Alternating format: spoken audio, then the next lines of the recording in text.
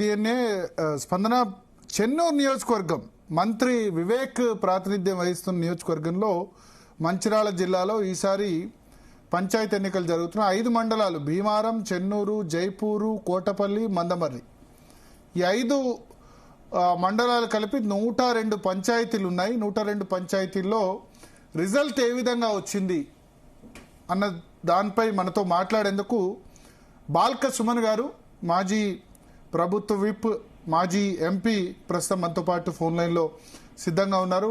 బాల్క సుమన్ గారు, G Telugu news కోసం సమయం కేటాయించిన ధన్యవాదాలు. Thank you brother.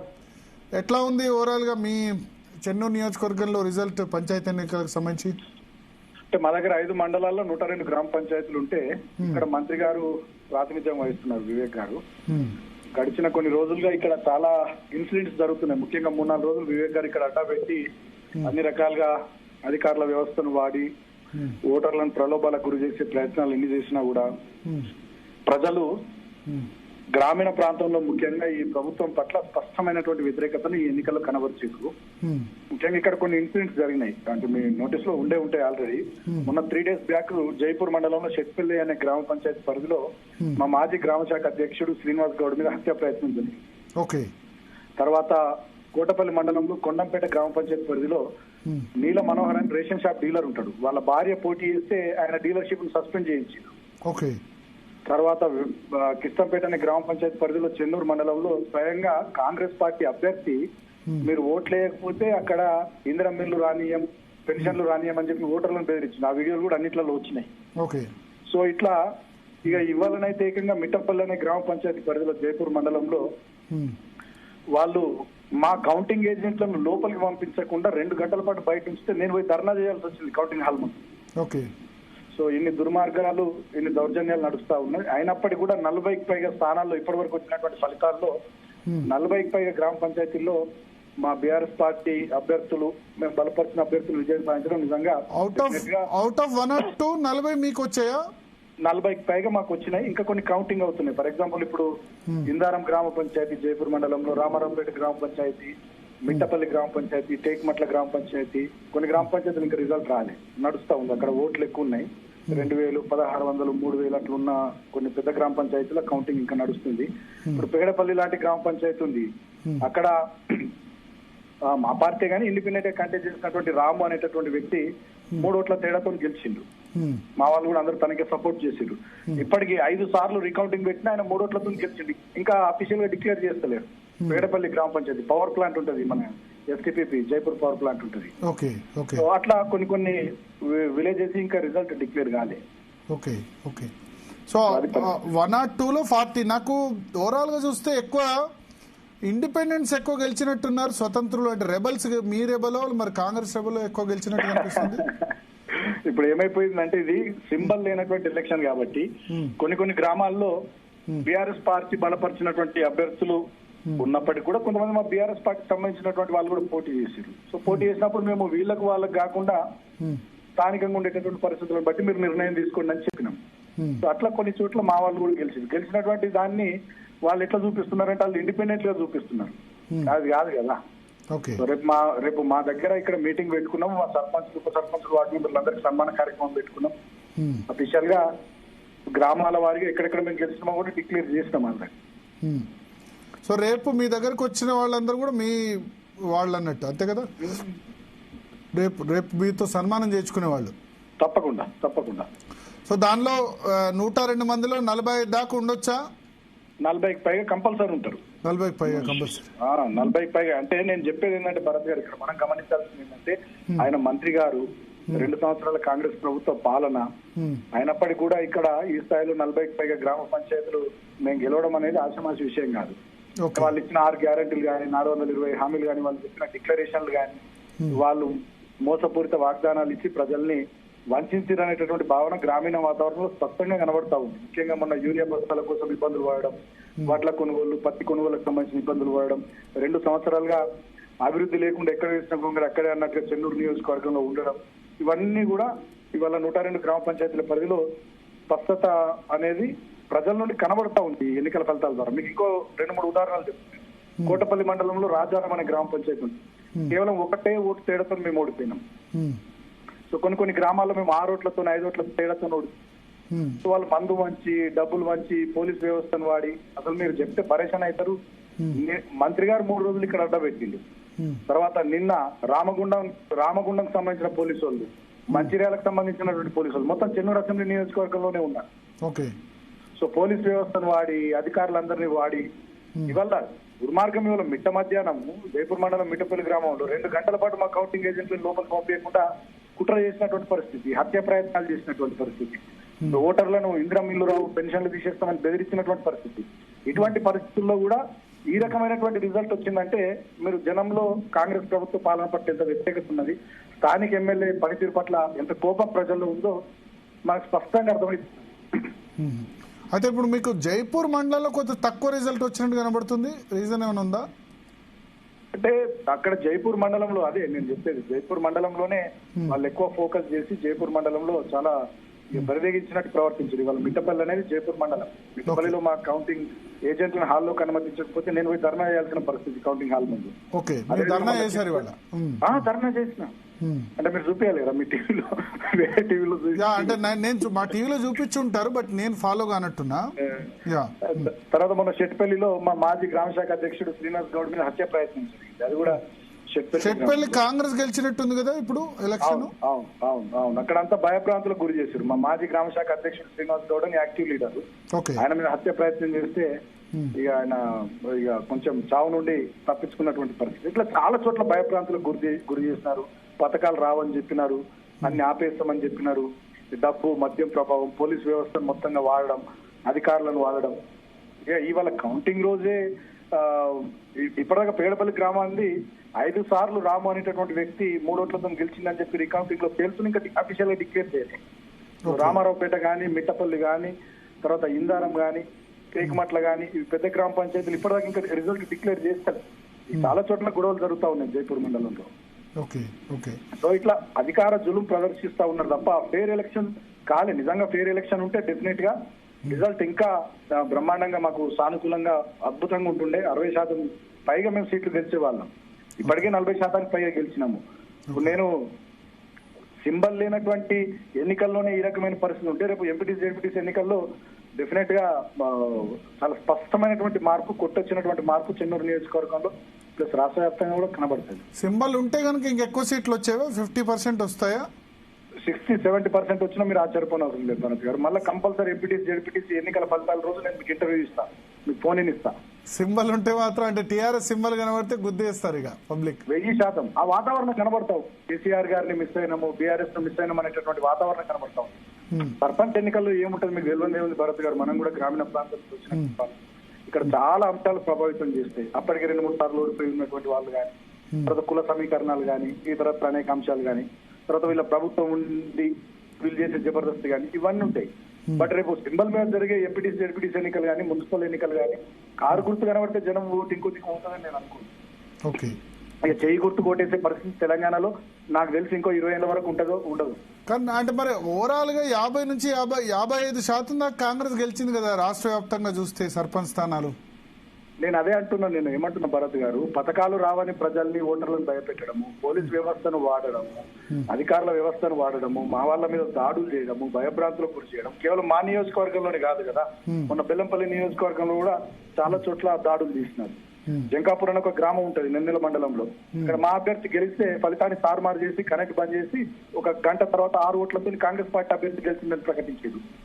సో అట్లా మంచిర్యాలలో కూడా చాలా చోట్ల దాడులు చేశారు. అంతేందుకు మీరు తుంగతుర్తి నియోజకవర్గంలో ఒక నాయకుని హత్య చేశారు, ఎల్లారెడ్డి నియోజకవర్గంలో దాడులు చేశారు. రాష్ట్ర వ్యాప్తంగా దాడుల సంస్కృతి తీసుకొచ్చి, బెదిరించే సంస్కృతి తీసుకొచ్చి అన్ని రకాల వ్యవస్థల్ని వాడితే 50-55% రిజల్ట్ వాళ్ళకి కనబడతా ఉంది. మీరు చెప్తున్న దాని ప్రకారం నిజంగా మీరు గమనించారు 10 ఏళ్ల మా పాలనలో అవి ఎంపీటీసీ జెడ్పీటీసీ ఎన్నికలైనా, సర్పంచ్ ఎన్నికలైనా, మున్సిపల్ ఎన్నికలైనా 90-95% సీట్లు మేము గెలిచేది. మరి ఎన్నడూ కూడా మేము దాడులు చేయలే. ఇప్పుడు మీరు చెన్నూరు ఎమ్మెల్యేగా ఉన్నప్పుడు 1890లో మీకు ఎన్ని సర్పంచ్ స్థానాలు వచ్చాయి అప్పుడు? Out of 1 or 2? 96 వచ్చినాయి మాకు. Out of 1 or 2 96. ఒక 5-6 మాత్రమే కాంగ్రెస్, అంతేనా? అది 4 కాంగ్రెస్ కి వచ్చినాయి, 2 ఇండిపెండెంట్లు. ఓకే. మీకు 2 మున్సిపాలిటీలు ఉంటే చెన్నూరు, అదే విధంగా రామకృష్ణపురం, కేతన్పల్లి 2 మున్సిపాలిటీలు మేమే బీఆర్ఎస్. ఓకే. తర్వాత 5 మండలాలు ఉంటే మందమర్రి, జైపూర్, భీమారం, చెన్నూరు, కోటపల్లి 5 ఎంపీపీలు మేమే, 5 జడ్పీటీసీలు మేమే. ఓకే. సో అట్లా ఏకపక్షంగా ఉండేది మేము ఉన్నప్పుడు. ఇవాళ వీళ్ళు 2 ఏళ్ల పరిపాలన పట్ల ప్రజలు అసంతృప్తి ఉంది కాబట్టి వీళ్ళకు ఈ 50-55% ఇంత జబర్దస్తి చేసి, డబ్బులు పెట్టి, మద్దు పెట్టి, మా వాళ్ళ మీద దాడులు చేసి, వ్యవస్థ అధికారులను వాడి అంటే కామనే కదా, ఎవరు అధికారులు ఉంటే ఇట్లా చేయడం కామనే కదా. మీరు అధికారులు ఉన్నప్పుడు మీరు చేశారని వాళ్ళు అంటారు. మేము ఎన్నడూ చేయలేదు. మేము ఎన్నడైనా ఫేర్ ఎలక్షన్ చేస్తాం తప్ప ఎన్నడు బేసిక్ గా కేసీఆర్ గారికి అటువంటి నచ్చాయి, మాకెవరికి అటువంటి నచ్చాయి. ఎన్నడూ ఆ దాడుల సంస్కృతిని తెలంగాణలో తీసుకురాలి. నిజంగా మేము అట్లుంటే అసలు మన కాంగ్రెస్ గవర్నమెంట్కి వచ్చేదా భరత్ గారు? మేము ఆ సంస్కృతి, ఆ సంప్రదాయాలు మా పార్టీలో లేవు, మా ప్రభుత్వంలో లేవు. ఎంతసేపటికి మేము ప్రజల సంక్షేమం, రాష్ట్ర అభివృద్ధి అనే లక్ష్యంతోనే పోయినాం తప్ప ఈ దాడులు అవి ఎన్నడూ ఇటువంటివి లేనే లేవు. ఓకే. సో అంటే మీరు 2 సంవత్సరాల్లో ఇప్పుడు ఈ సిచ్యువేషన్, మీ ఎన్నికల ప్రచారంలోకి వెళ్ళినప్పుడు ఏమనిపించింది? అంటే మీకు ప్రజల నుంచి ఫీడ్బ్యాక్ ఏముంది? అంటే ప్రజల్లో ఒక స్పష్టమైనటువంటి కోపము కాంగ్రెస్ ప్రభుత్వం మీద కనబడతా ఉంది. ఎందుకంటే జనరల్ గా మొన్న 10 సంవత్సరాలు మా పాలన తర్వాత కాంగ్రెస్ వాళ్ళు కొన్ని ఎక్కిస్తా అంటే జనరల్ గా జనాలు ఆశపడ్డారు. ఆశపడి వాళ్ళని నమ్మి వాళ్ళకి ఓట్లు వేసారు. వాళ్ళు కూడా అట్లనే ఆనాడు పిసిసి ప్రెసిడెంట్ ఉన్న ప్రస్తుత ముఖ్యమంత్రి రేవంత్ రెడ్డి గారు కానీ, సిఎల్పీ లీడర్ ఉన్న బట్టి విక్రమార్క గారు కానీ 6 గ్యారంటీ కార్డులు అని చెప్పి సంతకాలు పెట్టి వాళ్ళ ఇంటింటికి పంచారు. సో ప్రజలు కొంత నమ్మిర్రు, ఆశపడ్డారు. కానీ వాళ్ళు ఏ ఒక్కటి కూడా దాంట్లో నెరవేర్చలే. ఒక ఫ్రీ బస్సు పథకం తప్ప, ఫ్రీ బస్సులో కూడా ఏంది, మహిళలకు ఫ్రీ అన్నారు, మగవాళ్ళ టికెట్ల రేట్లు పెంచారు. తర్వాత గృహజ్యోతి 200 యూనిట్ల వరకు ఫ్రీ అన్నారు, కరెంట్ బిల్లులు వస్తూనే ఉన్నాయి. తర్వాత మహిళలకు ప్రతి నెల మహాలక్ష్మి పథకం కింద 2,500 ఇస్తా అన్నారు. 24 నెలలు అయిపోయింది. మన డిసెంబర్ 7 నాటికి వీళ్ళ ప్రభుత్వం వచ్చి ఒక్కరికి 2,500 ఇవ్వలేరు. సో ఇందిరా మిల్లు కట్టిస్తామన్నారు, కట్టియలేరు.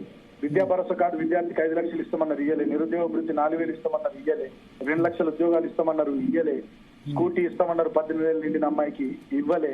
ఇక చెప్తూ పోతే ఇక చాలా ఉన్నాయి. ఏ ఒక్క కార్యక్రమాన్ని కూడా వీళ్ళు అమలు చేయలేదు. రైతుకు 15,000 ఇస్తామన్నారు, 2 రైతు భరోసా కింద, అది చేస్తలే. 2 లక్షల రుణమాఫీ అన్నారు, అది చేస్తలే. మొట్టమొదటిసారిగా 10 ఏళ్లలో లేని యూరియా కొరత వీళ్ళు వచ్చిన తర్వాత మొత్తం జనమంతా, రైతులంతా రోడ్ల మీద నిలబడ్డ పరిస్థితి. నేనున్ననాడు చెన్నూరు నియోజకవర్గంలో ఎన్నడూ యూరియా కొరత రాలే. పత్తి కొనుగోలు కానీ, వడ్ల కొనుగోలు కానీ బ్రహ్మాండంగా చేయించేది మేము. ఈసారి పత్తి కొనుగోలుకు సంబంధించి 3 సార్లు జాతీయ రహదారి మీద మా రైతాంగం కూర్చొని రాస్తారోకులు చేయాల్సిన పరిస్థితి వచ్చింది. సో ఇట్లా చాలా సమస్యలు ఉన్నాయి. ఈ సమస్యల పట్ల జనాల్లో కోపం ఉంది. ఆ కోపంలో నుంచి వచ్చినటువంటి ఫలితమే ఈ సర్పంచ్ ఎన్నికల్లో వచ్చినటువంటి ఫలితం. డెఫినెట్ గా రేపు ఎంపీటీసీ, డిప్యూటీసీ ఎన్నికలు వస్తే బ్రహ్మాండంగా స్వీప్ చేస్తాం. రాష్ట్రంలో మళ్ళీ కేసీఆర్ గారు కానీ, బీఆర్ఎస్ కానీ ఉండాలి, కావాలనేటువంటి భావన పల్లెల్లో మేము తిరుగుతుంటే కనబడుతుంది. స్వీప్ అంటే ఇప్పుడు మీ మంచిర్యాల జిల్లా జడ్పీ చైర్మన్ వస్తుందా బీఆర్ఎస్ కి? డెఫినెట్ గా వస్తుంది భరత్ గారు. మంచిర్యాల జిల్లా జడ్పీ చైర్మన్ ఖచ్చితంగా. కారు గుర్తు కనబడితే జనం ఓటు ఇంకోవైపు పోయేటటువంటి పరిస్థితి లేదు. ఈ రాష్ట్రంలో ఇంకో 20 ఏళ్ల వరకు కాంగ్రెస్ పార్టీ చేయి గుర్తుకు జనం ఓటేసే పరిస్థితి లేదు. ఇదే అధికార జులుంతోని మన జూబ్లీహిల్స్ లో చివరి 2 రోజులు డబ్బులు వంచి, చీరలు వంచి, కుక్కర్లు వంచి, దొంగ ఓట్లు 15,000 రాపి చేపించుకొని అట్లా హేరోఫేరీ చేసి ఏమన్నా కొన్ని గెలిస్తే గెలవాల్సిందే తప్ప వాస్తవంగా ఫేర్ ఎలక్షన్ కనుక కండక్ట్ చేస్తే కాంగ్రెస్ పార్టీకి ఒక్క జిల్లా పరిషత్ స్థానం కూడా రాదు, ఒక్క జడ్పీ కూడా రాదు. ఓకే. ఓకే. అంటే ఇప్పుడు కోల్బెల్ట్ ఏరియాలో ఎట్లా ఉంది ఓవరాల్ గా రిజల్ట్? పెద్దపల్లి పార్లమెంట్ పరిధిలో మీరు గతంలో మెంబర్ ఆఫ్ పార్లమెంట్ గా కూడా ఉన్నారు. పెద్దపల్లి పార్లమెంట్ పరిధిలో అన్ని గ్రామ పంచాయతీల పరిధిలో కూడా చాలా సానుకూలమైనటువంటి ఫలితాలే ఉన్నాయి. ఓటింగ్ శాతం కనుక మీరు చూస్తే ఇక్కడ కూడా మనకు 35%, 40% ఓటింగ్ ఏ అసెంబ్లీ నియోజకవర్గంలో తగ్గలే. ఓటింగ్ శాతం వచ్చింది. సీట్లు రావడంలో అక్కడ స్థానికంగా ఉండేటటువంటి పరిస్థితులు, వీళ్ళ అధికార జులుము, వ్యవస్థల్ని వాడడం, వీటి వల్ల కొంత కొన్ని సీట్లు వాళ్ళకు వచ్చినాయి. నేను ఇందాక చెప్పినట్టుగా కౌంటింగ్ లో అవకతవకలు చేయడం, తర్వాత పోలింగ్ సందర్భంగా బెదిరియడాలు, తర్వాత నామినేషన్ వేసిన అభ్యర్థులను బెదిరించి విత్డ్రాల్ చేయించడాలు, ఇటువంటి అనేక రకాల కార్యక్రమాల ద్వారా కొన్ని సీట్లు వాళ్ళకు వచ్చి ఉండొచ్చు తప్ప ఫేర్ ఎలక్షన్ కనుక కండక్ట్ చేస్తుంటే ఇంకా మెరుగైన ఫలితాలు మేము సాధించే పరిస్థితి ఉంటుంది. ఓకే. ఓకే. ఇప్పుడు మీ కాన్స్టిట్యున్సీలో ఏ మండలాల్లో మీకు మంచి రిజల్ట్ వచ్చింది, ఇంకా ఏ మండలాల్లో రావాల్సి ఉండే? అంటే చెన్నూరు సంబంధించి చెన్నూరు, కోటపల్లి 2 మండలాల్లో చాలా సానుకూలమైనటువంటి ఫలితాలు వచ్చినాయి. జైపూర్, మందమరి, భీమారంలో కూడా మంచి ఫలితాలే వచ్చినాయి. కాకపోతే అక్కడ ఇవాళ దాడులు, దౌర్జన్యాలు కొంత మితిమీరి ప్రవర్తించడం వల్ల అనుకున్నంత కొంత ఫలితం రాలేకపోవచ్చు. కానీ మా ఓటింగ్ శాతం కానీ, మాకు వచ్చినటువంటి ఓట్లు కానీ ఎక్కడ ఏం తగ్గలే. Okay. Okay. Okay. Thank you Balakrishna garu, మీ సమయం జీ తెలుగు న్యూస్ కోసం కేటాయించినందుకు.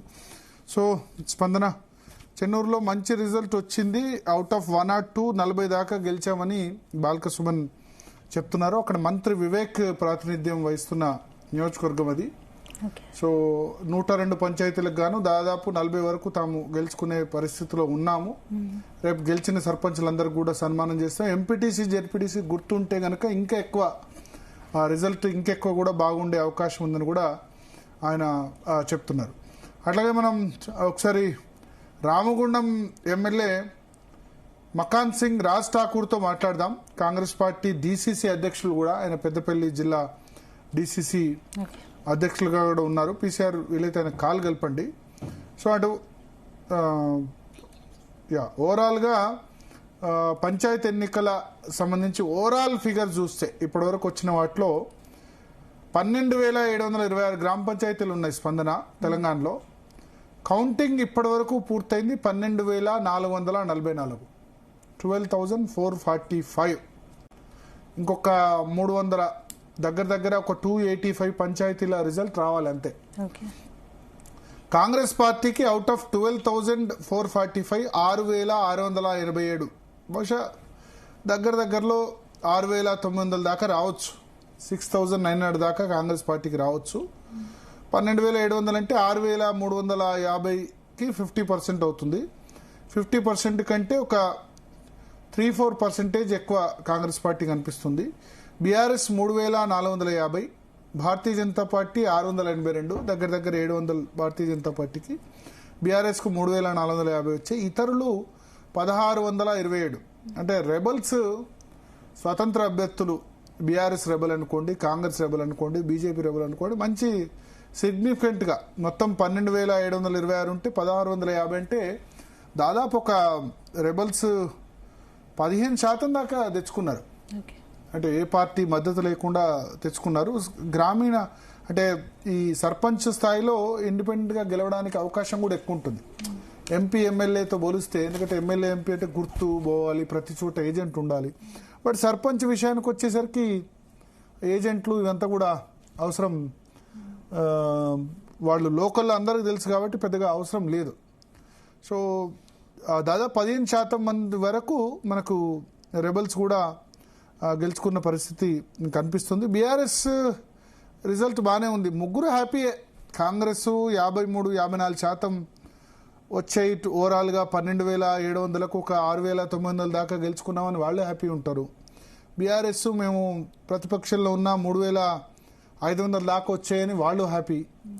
3,500 అవుట్ ఆఫ్ 12,726 అంటే 27-30% బీఆర్ఎస్కి వచ్చినట్టు, 27-28%.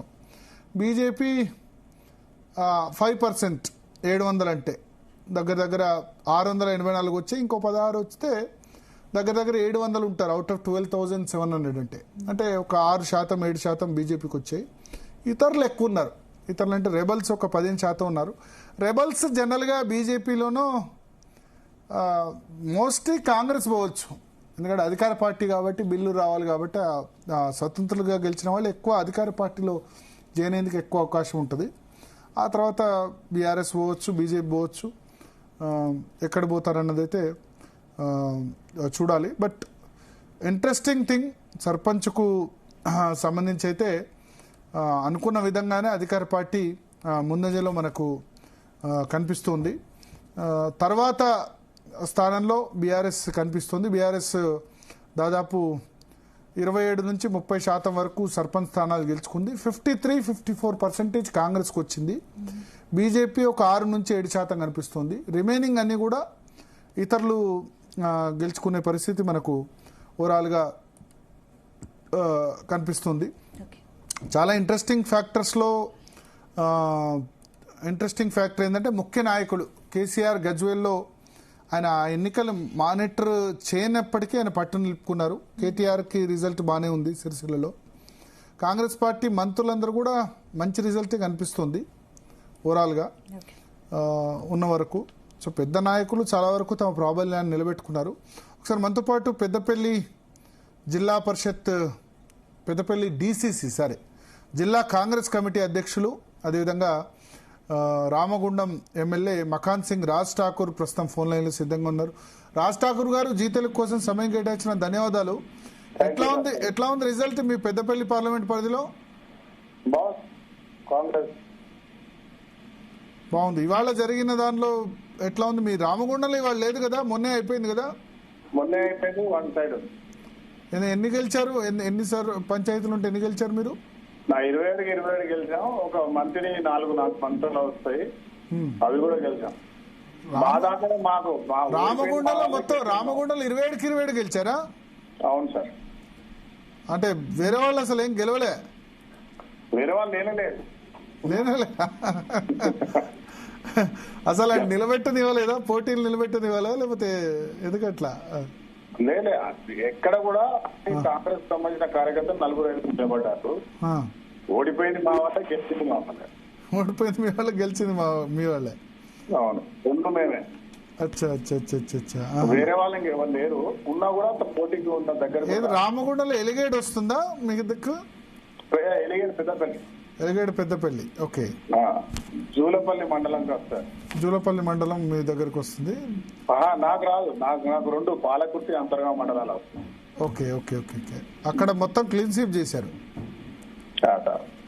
ఓకే. ఓవరాల్ గా ఇప్పుడు చెన్నూరు బాల్క సుమన్ ఇంతకుముందు లైన్లోకి వచ్చారు. ఆయన 102లో, చెన్నూరులో మేము దాదాపు 40 దాకా గెలిచామంటున్నారు. నాకు ఐడియా లేదు సార్ చెన్నూరుది. ఓకే. పెద్దపల్లి ఈ రోజు